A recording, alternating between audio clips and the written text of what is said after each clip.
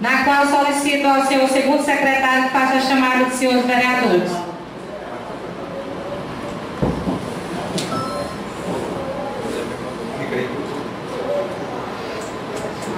Bom dia de novo aos novos colegas vereadores. Atenção pela presença da primeira sessão extraordinária, segunda sessão extraordinária do segundo período legislativo do ano 2014, da 17ª legislatura da Câmara Municipal de Pentecoste. Antônio Manuel de Almeida Forte, Antônio Valdelice Braga Pimenta Pessoa, Carlos Roberto Souza Neto Leite, Daniel Pessoa Gomes da Silva, Francisco Sampaio Vasconcelos, José Célio Campelo Rego, José Daniel de Castro Almeida, presente, José Ribeiro Saldanha, José Valdez da Silva Mota, José Xavier Filho, Luiz Pereira Gino, Márcio Gardel de Paiva Ladislau, Vicente de Paulo Souza e Silva. Presente. Olha, era bom ter uma reunião com a presidente. Queria passar a presidência para o vice-presidente Gardel. A presidente. Para a presidente. Poxa, Zé, porta. Mas se eu lembro dia não vai não. Depois eu sei que eu sei, tá pra...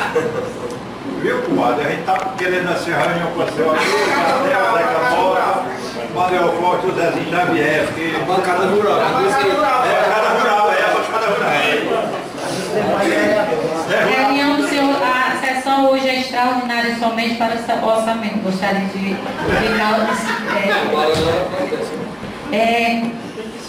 bom dia a todos e a todos, né? Então agora nessa segunda sessão extraordinária vamos colocar para votação em segundo turno o orçamento 2015. Quem for a favor permaneça como está. Agora tu vai votar contra o... Votação. Hã? É votação. E é por isso que eu estou perguntando. E depois ele pode achar que eu vou todo dia. Não, é possível.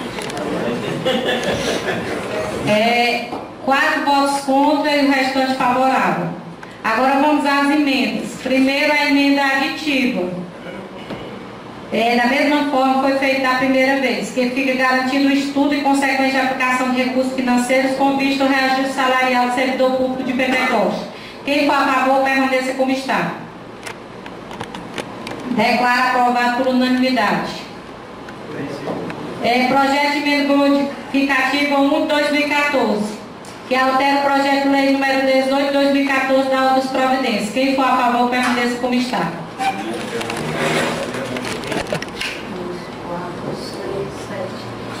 7 votos contrários. Sendo assim, declaro aprovado o orçamento 2015, aprovada a emenda aditiva número 1 de 2014 e desaprovada a emenda modificativa número 1 de 2014. Por não haver mais nada a tratar, declaro encerrada a sessão.